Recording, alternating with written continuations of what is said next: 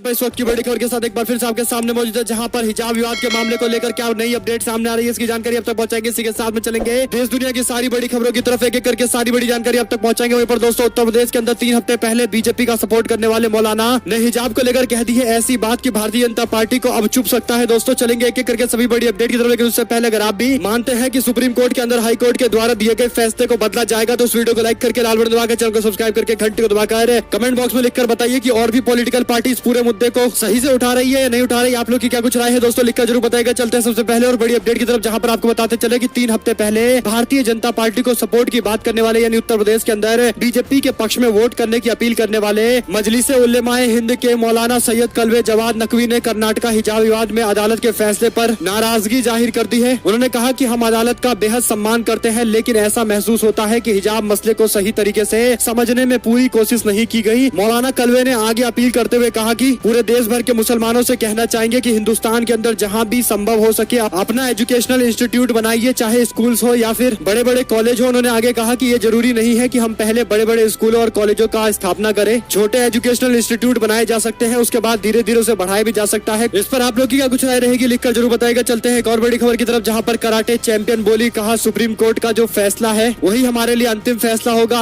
अंतिम और आखिरी उम्मीद हमारी उन्हीं से है, वरना हमको एजुकेशन छोड़ना पड़ेगा। दोस्तों, कर्नाटक के कोस्टल एरिया के अंदर हिजाब विवाद का मामला अभी खत्म होने का नाम नहीं ले रहा है। इन दिनों उडुपी की 17 वर्षीय आलिया असदी का नाम भी काफी चर्चा में आ रहा है। आपको बताते चले कि बीजेपी के नेता उन पर निशाना साधते हुए कई सारे गंभीर आरोप लगा रहे हैं, और इसी बीच आपको बताते चले कि आलिया कराटे की चैंपियन भी है। उन्होंने राज्य स्तर पर यानी स्टेट लेवल पर प्रतियोगिताएं कई सारे कंपटीशन जीते हैं, जिसमें उनको गोल्ड मेडल तक मिला हुआ है। और ऐसे में उन्होंने कहा कि सुप्रीम कोर्ट से हमारी आखिरी उम्मीद है, सुप्रीम कोर्ट का फैसला अगर हमारे पक्ष में नहीं आता तो हमको एजुकेशन छोड़ना पड़ सकता है। इसी बीच आपको बता दें कि हिजाब में प्रदर्शन करने वाले छात्राओं को एक बार फिर से एग्जाम देने का मौका दिया जाएगा। कोर्ट के आदेश के बाद स्कूल और कॉलेज में कई सारे छात्राओं ने अपने एग्जाम का बॉयकॉट कर दिया था। इस पर सरकार को अभी तक डेटा नहीं मिला है। सरकार ने जानकारी देते हुए विधानसभा में बहस के दौरान कांग्रेस पार्टी के नेता के द्वारा पूछे गए सवाल के बाद कहा कि उन सभी को एग्जाम देने का दूसरा मौका दिया जाएगा, हम डाटा कलेक्ट कर रहे हैं। हालांकि दोस्तों, सरकार के हिजाब बैन के फैसले का जोरदार तरीके से विरोध भी हो रहा है। चलते हैं एक और बड़ी जानकारी की तरफ, जहां पर पंजाब के मुख्यमंत्री भगवंत मान ने शपथ ले लिया है। अब उनके साथ में 10 लोग और भी है दोस्तों, जो कैबिनेट की शपथ आज लेने वाले हैं। आज 11 बजे हरपाल सिंह चीमा, डॉक्टर बलजीत कौर, हरभजन सिंह ईटीयू के साथ साथ डॉक्टर विजय सिंगला और गुरमीत सिंह मीत हायर, हरजोत सिंह बैस के साथ साथ लालचंद, कुलदीप सिंह और लालजीत सिंह के साथ साथ ब्रह्मशंकर भी शपथ लेने वाले हैं। इन सभी को मिनिस्ट्री दी जाएगी। कौन कौन सा मिनिस्ट्री किस किस को मिलेगा दोस्तों, इसको लेकर अभी कुछ खुलासा नहीं हो पाया है, लेकिन जो भी अपडेट आती रहेगी आप तक लगातार जानकारी पहुंचाते रहेंगे, खबर पहुंचाते रहेंगे। चलते हैं एक और बड़ी खबर की तरफ, जहां पर समाजवादी पार्टी ने ट्वीट करते हुए कहा कि भाजपा के झूठे वादों से परेशान होकर बुंदेलखंड के किसानों और युवा आत्महत्या करने को मजबूर है। 71 दिनों में 76 लोगों ने खुदकुशी कर ली है। न युवाओं को रोजगार मिल रहा है, न किसानों को उपज का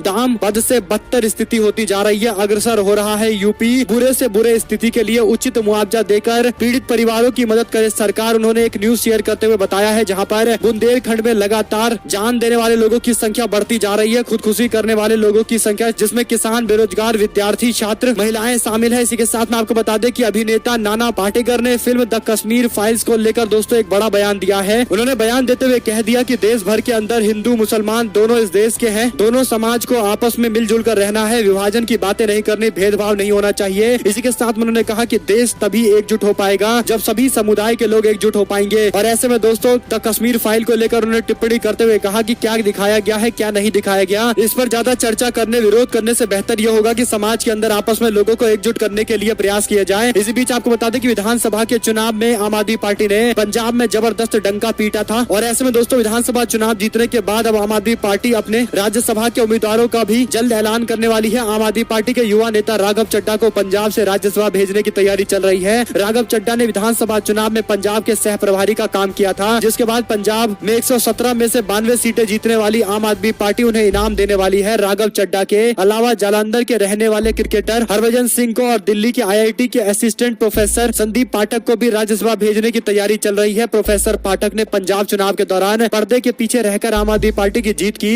रणनीति में अहम भूमिका निभाई थी। प्रोफेसर पाठक ने पंजाब चुनाव के दौरान कई सारे ऐसे फैसले लिए थे जिससे आम आदमी पार्टी राज्य के अंदर इतना बड़ा चुनाव जीत गई। दोस्तों, हरभजन सिंह को स्पोर्ट यूनिवर्सिटी की जिम्मेदारी भी दी जा सकती है, जैसा कि हमने आपको बता दिया है। इसी बीच आपको बताते चले कि भारतीय जनता पार्टी ने दिल्ली के अंदर चुनाव करवाने के लिए हिम्मत नहीं जुटा पा रही है, जिसके कारण दोस्तों इलेक्शन को टाल दिया गया है और अब इस पूरे मामले पर आम आदमी पार्टी ने नगर निगम चुनाव न कराने की मांग को लेकर विरोध करना और तेज कर दिया है। आम आदमी पार्टी के कार्यकर्ताओं ने भारतीय जनता पार्टी के एमसीडी चुनाव रद्द कराने जाने के फैसले को लेकर बैनर पोस्टर लगाने शुरू कर दिए हैं। आम आदमी पार्टी के एमसीडी के प्रभारी दुर्गेश पाठक ने बताया कि इस कैंपेन का मुख्य लक्ष्य जनता को जागरूक करना है। भाजपा ने एमसीडी चुनाव रद्द करवाकर दिल्ली की जनता के साथ विश्वासघात किया है। चुनाव रद्द कराना भारतीय जनता पार्टी की मक्कारी को दर्शाता है। नगर निगम चुनाव का ऐलान न होने से आम आदमी पार्टी भाजपा पर हमलावर है। वहीं पर दोस्तों बीजेपी और आम आदमी पार्टी के बीच में जारी इस राजनीति के बीच में कांग्रेस पार्टी ने भी भारतीय जनता पार्टी को निशाने पर लिया है। यानी दोस्तों जिस दिन तारीखों का ऐलान होने वाला था उसी दिन अचानक से इलेक्शन कमीशन दिल्ली का आकर ये बोलता है कि पूरी तरीके से हम तैयार नहीं है और केंद्र सरकार फैसला ले रही है कि तीनों एमसीडी को मर्ज किया जाएगा और इसलिए चुनाव नहीं हो सकते। इस तरीके का लॉजिक देने पर लोगों को शंकाएं भी हो रही है कि कहीं न कहीं मोदी सरकार के दबाव में डायरेक्ट इलेक्शन कमीशन काम कर रहा है। आम आदमी पार्टी ने भी इसको लेकर आरोप लगाते हुए सुप्रीम कोर्ट में पूरे मामले पर कार्रवाई करने के लिए पहुंच चुके हैं। इसी बीच आपको बताते चले कि कांग्रेस पार्टी की कलह अभी भी थमने का नाम नहीं ले रही। अहमद पटेल होते तो आज नहीं हो पाता ऐसा कुछ जैसा देखने को मिल रहा है। यानी एक और गांधी परिवार कांग्रेस पार्टी चला रहा है और दूसरी ओर G23 नाम से कई सारे अलग नेता बैठकर अलग कांग्रेस बनाने की कोशिश कर रहे हैं। प्रियंका गांधी को जिम्मेदारी देने का निर्णय अगर लिया जाता है तो मिस फायर के तहत वो कांग्रेस पार्टी के लिए अच्छा साबित होगा। आपको बता दें कि वाघेला जो गुजरात के पहले मुख्यमंत्री भी रह चुके हैं, उन्होंने गुजरात से ही आने वाले अहमद पटेल के निधन के बाद कांग्रेस पार्टी में ऐसा कोई नेता नहीं है जो पार्टी के शीर्ष नेतृत्व को मार्गदर्शन दे सके, जिसका खामियाजा पार्टी को भुगतना पड़ रहा है। कांग्रेस पार्टी के पूर्व दिग्गज नेता ने उत्तर प्रदेश चुनाव की जिम्मेदारी प्रियंका गांधी वाड्रा को देने के कांग्रेस पार्टी के फैसले को मिस फायर करार दे दिया। साथ ही साथ उन्होंने कहा कि चुनाव में कांग्रेस पार्टी के हालिया प्रदर्शन से पता चलता है कि पार्टी में अहमद पटेल जैसे दिग्गज नेताओं की कमी है। वाघेला ने आगे और तारीफ करते हुए कहा कि गुजरात चुनाव में 5-6 महीनों के अंदर हमको जाना है और इसीलिए पूरी तरीके से कांग्रेस पार्टी का एकजुट हो जाना अभी सबसे ज्यादा जरूरी है और इसके लिए अहमद पटेल जैसे नेताओं को हम मिस कर रहे हैं। हालांकि उम्मीद उन्होंने जाहिर की है कि जल्द ही मामला सुलझ जाएगा। साथ साथ आपको बताते चले द कश्मीर फाइल के डायरेक्टर विवेक अग्निहोत्री को वाई श्रेणी की सुरक्षा दी गई है। दोस्तों यानी पहले सरकार और उसके बाद बीजेपी के लोग प्रचार प्रसार करते हुए दिखाई दे रहे थे द कश्मीर फाइल की, उसके बाद अब ये सुरक्षा भी दी गई है। इस पर आप लोग क्या कुछ कहना चाहेंगे लिखकर जरूर बताइएगा। साथ साथ आपको बता दें दोस्तों कि उत्तर प्रदेश के चुनाव में मिली हार को लेकर राष्ट्रीय लोक दल के नेता जयंत चौधरी ने स्वीकार करते हुए कहा कि हमने अच्छा कैंपेन किया था, जनता से हमको रिस्पांस भी मिला था, लेकिन हम जिस तरीके का रिस्पांस की इच्छा जाहिर कर रहे थे वैसा कुछ नहीं हो पाया। हमारे और जनता के बीच में कुछ कम्युनिकेशन का गैप रह गया जिसके कारण इस तरीके के नतीजे आए हैं। हमें और इम्प्रूवमेंट की जरूरत है। उन्होंने कहा कि समाजवादी पार्टी के साथ उनका कारवा लगातार चलता रहेगा, लेकिन जो कमी रही है उन सभी पर एक बार फिर से विस्तार से चर्चा किया जा रहा है। कहां पर जनता के साथ कम्युनिकेशन का गैप रहा। एक और अपडेट की माने तो सोशल मीडिया पर डाली मूंछ की फोटो तो 800 किलोमीटर दूर से आकर दोस्तों हत्या कर दी गई। राजस्थान के पाली जिले के अंदर मूंछ की लड़ाई में एक युवक की हत्या कर दी गई। मृतक मेघवाल समाज से ताल्लुक रखता है और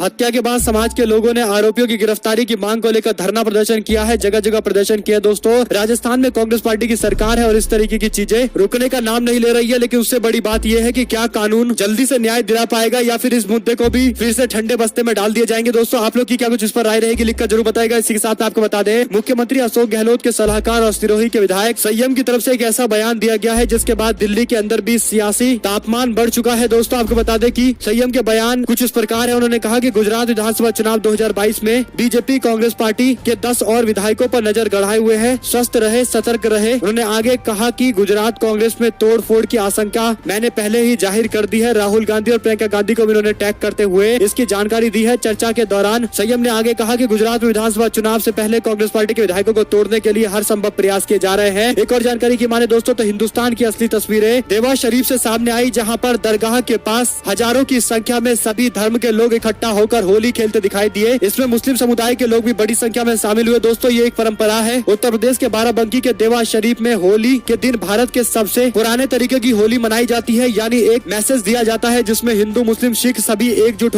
होकर होली खेलते नजर आते हैं। हाजी वारिस अली शाह की दरगाह पर होली गंगा जमुना तहजीब के साथ आपसी भाईचारे की एक बड़ी मिसाल पेश करता है दोस्तों, जिसमें नफरत के रंग की कोई जगह दिखाई नहीं पड़ती है। ये होली मनाने के लिए देश भर के एक नहीं बल्कि हर मजहब के लोग यहाँ पहुँचते हैं, एक साथ होली का त्योहार मनाते हैं। यहाँ जाति धर्म की सारी सीमाएं हटाकर भाईचारा दिखाया जाता है। हाजी वारिस अली शाह की दरगाह पर खेली जाने वाली इस होली में बड़ा संदेश दिया जाता है, जो रब है वही राम है। इस तरीके से दोस्तों एक मैसेज दिया जाता है। इसी बीच आपको बताते हैं कि बिहार के अंदर होली पर सियासी सुगबुगाहट तेज हो गई है। सहनी के विकल्पों की चर्चाएं अब पूरे सूबे के अंदर दिखाई पड़ने लगी है। जेडीयू से भी बातचीत कर रहे हैं मुकेश मुकेश सहनी। उत्तर प्रदेश के विधानसभा चुनाव लड़कर मात खा चुके मुकेश सहनी को लेकर भारतीय जनता पार्टी के नेताओं ने जिस तरीके से तीखा पलटवार किया था, जिस तरीके की बयानबाजी की थी, उसके बाद वीआईपी के नेता ने भी अब पलटवार करना शुरू कर दिया है। वैसे तो यूपी चुनाव की तल्खी के बाद भी भारतीय जनता पार्टी और मुकेश सहनी की पार्टी एक दूसरे के साथ मिलकर बिहार में सरकार चला रही है, ये बात सच है। लेकिन इसके बावजूद मुकेश सहनी अब नई तरीके की राजनीति को धार देने की पूरी तैयारी कर रहे हैं। दोस्तों, मुकेश सहनी की पार्टी वीआईपी ने बिहार विधान परिषद के चुनाव में स्थानीय निकाय कोटे की सीटों के लिए हो रहे चुनाव में कई बीजेपी प्रत्याशियों के खिलाफ अपने उम्मीदवार उतार दिए हैं, जबकि जेडीयू की उम्मीदवार वाली सीटों पर समर्थन देने की घोषणा कर दी है। वीआईपी ने हालांकि बीजेपी के केवल 3 उम्मीदवारों को समर्थन देने की बात कही है। यानी कुल मिलाकर दोस्तों भारतीय जनता पार्टी के साथ गठबंधन में है और उसी में भीतरघात करने की कोशिश की जा रही है मुकेश सहनी की तरफ से। यानी बिहार की राजनीति तो अपने आप में ही अद्भुत होती है और इसीलिए इस तरीके की खबरें आती रहती हैं। एक और जानकारी की माने तो आखिर भाजपा के सामने क्या झुक गए नीतीश कुमार? बदल दिए गए लखीसराय के डीएसपी। बिहार सरकार के लखीसराय के डीएसपी रंजन कुमार को हटाए जाने के फैसले के बाद गृह मंत्रालय भी संभाल रहे नीतीश कुमार माना जा रहा है कि अब झुक चुके हैं बीजेपी के सामने। दोस्तों, नीतीश कुमार ने शुक्रवार को सैयद इमरान मसूद को लखीसराय का डीएसपी नियुक्त करने का आदेश जारी किए हैं। लखीसराय डीएसपी को हटाए जाने को लेकर काफी समय से बीजेपी और नीतीश कुमार में ठन चुकी थी। इस बात पर विधानसभा में मुख्यमंत्री नीतीश कुमार ने स्पीकर विजय कुमार के बीच में तीखी बहस देखने को मिली। बिहार गृह विभाग ने शुक्रवार को 3 पुलिस अफसरों का तबादला किया है। लखीसराय के डीएसपी रंजन कुमार को मोतिहारी भेज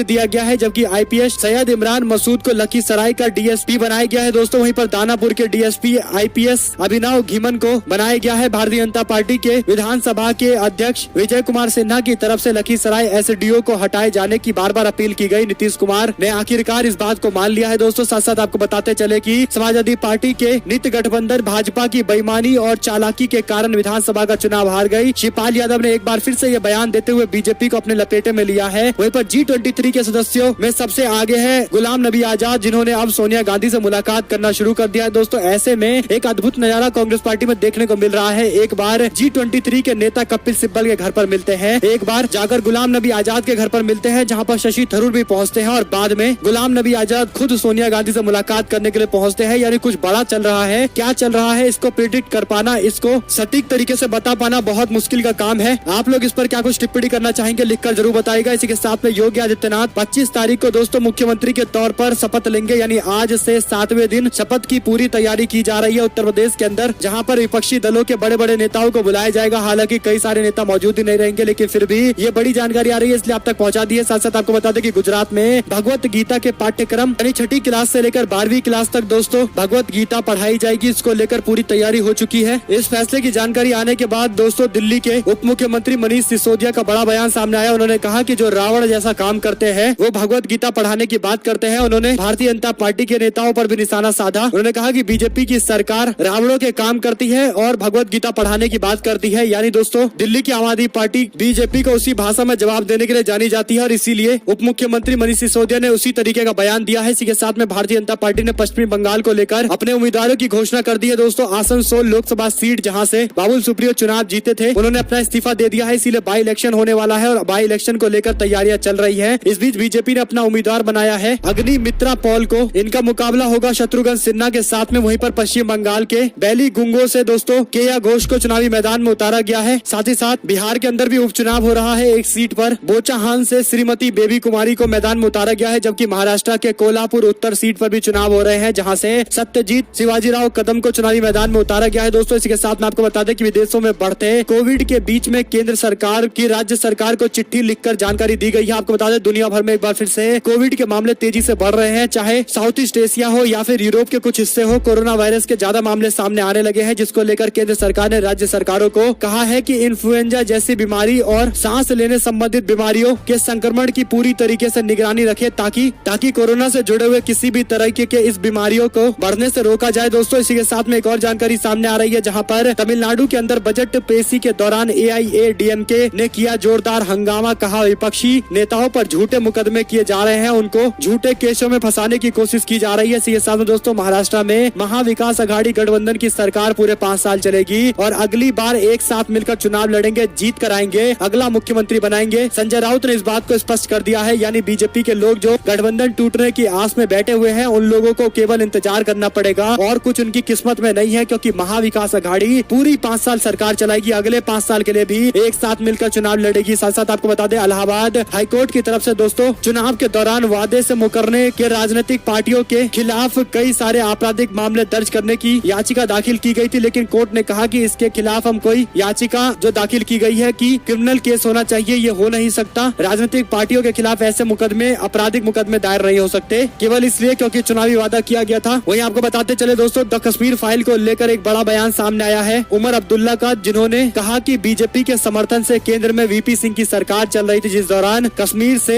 पंडितों का पलायन हुआ था, जिसके कारण भारतीय जनता पार्टी की जिम्मेदारी बनती है कि वो जनता को जवाब दे कि इसके पीछे बीजेपी के लोग क्यों जिम्मेदार थे, क्यों उन लोगों ने कुछ कठोर कदम नहीं उठाया इस तरीके की हिंसा को रोकने के लिए। यानी जो सवाल भाजपाइयों पर खड़ा होना चाहिए, उनकी पुरानी सरकारों पर खड़ा होना चाहिए, वो सरकार उल्टे कांग्रेस पार्टी और अन्य पार्टियों के माथे मढ़ा जा रहा है। दोस्तों इसी के बीच आपको बता दें कि बीजेपी के विधायक का बेतुका बयान। विधानसभा चुनाव के परिणाम आ गए हैं, बीजेपी को 273 सीटें मिल गई है, लेकिन उन्नाव के पूर्वा विधानसभा सीट से बीजेपी के अनिल सिंह विधायक बन गए हैं। उनका एक वीडियो वायरल हो रहा है। इस वीडियो में अपने उन विरोधियों को चेतावनी देते हुए कह रहे हैं कि जिन्होंने उनका विरोध किया उनको अगले 5 साल उनके विधायक रहते हुए कोई काम उनके नहीं किए जाएंगे। उन्होंने हाथ जोड़कर अनुरोध किया है कि जिन लोगों ने मेरा विरोध किया था वो कान खोलकर सुन ले कि वह मुझसे मिलने की कोशिश भी ना करे, क्योंकि 5 साल घर में बैठकर विरोध करिए, 5 साल के बाद वह मेरे साथ होंगे, तब हम उनके साथ होंगे। उन्होंने विरोधियों से ये बातें कही है। यानी दोस्तों देश के चुनाव में एक चीज मानी जाती है कि जो आपका विरोध करे या समर्थन करे, चुनाव जीतने के बाद एमएलए, एमपी, प्रधानमंत्री, मुख्यमंत्री सब हर व्यक्ति का होता है, सबके हितों का काम उसको करना चाहिए। ये एक परसेप्शन होता है दोस्तों डेमोक्रेसी के अंदर, लेकिन बीजेपी के लोग इसके बिल्कुल खिलाफ जाते दिखाई दे रहे हैं। इसी बीच आपको बता दें कि G23 के नेताओं से वीरप्पा मोइली की अपील, कहा सब्र रखे, मोदी युग के बाद बिखर जाएगी बीजेपी। उन्होंने कहा कि पैरेलल कांग्रेस बनाने का तो कोई मतलब ही नहीं है। वरिष्ठ कांग्रेस पार्टी के नेता वीरप्पा मोइली ने असंतुष्ट गुट के G23 के नेताओं से एकजुट रहने की अपील करते हुए कहा कि सिर्फ इसलिए कि हम सत्ता में नहीं है, कांग्रेस पार्टी के नेताओं या कार्यकर्ताओं को घबराने की जरूरत नहीं है। मोइली ने कहा कि भाजपा और अन्य दल आएंगे जाएंगे, यह कांग्रेस पार्टी है जो आगे भी रहेगी। उन्होंने कहा कि हमें दलितों के लिए प्रतिबद्ध होना चाहिए और उम्मीद रखनी चाहिए, हमको समाज के सभी पिछड़े तबकों को अपने साथ में लाकर काम करना चाहिए, यही हमारे लिए भविष्य में चुनाव जीतने का एकमात्र कारण बनेगा। अधीर रंजन चौधरी ने कहा कि जब इन राजनेताओं को सरकार में मंत्री बनाया गया था तो क्या उन्होंने पूछा था कि लोकतांत्रिक प्रक्रिया को देखते हुए पद दिए जाने चाहिए? तब सब कुछ हंकी डोरी था, क्योंकि हम सत्ता में थे। राजनीतिक दल उतार चढ़ाव देखते हैं, इसका मतलब विरोध करना नहीं होता, विद्रोह करना नहीं होता। उन्होंने कहा कि पैरेलल कांग्रेस चलाने का तो कोई मतलब ही नहीं है। इसी बीच दोस्तों महिलाओं और छात्राओं को हर एक महीने 1000 रूपए देने का ऐलान किया है तमिलनाडु की सरकार ने। वहीं पर पेंशन और किसानों के लिए कुछ और बड़े ऐलान किए गए हैं। तमिलनाडु के वित्त सचिव मुरुगुंदम ने कहा कि बजट समग्र विकास को ध्यान में रखकर यानी इंक्लूसिव ग्रोथ को ध्यान में रखकर लिया गया है। ये फैसला कल्याणकारी योजनाओं के लिए पर्याप्त धनराशि हमारे पास मौजूद है, राजस्व घाटे को कम करने के लिए भी उपाय किए जा रहे हैं। उन्होंने ई बजट पेश किया है। इसी के साथ में दोस्तों आपको बता दें कि सियासत में कूदे डॉक्टर कफील खान ने कहा कि द कश्मीर फाइल पर जो फाइल बनाई गई है उस पर कुछ नहीं कहना चाहूंगा, लेकिन गोरखपुर हॉस्पिटल ट्रेजेडी पर भी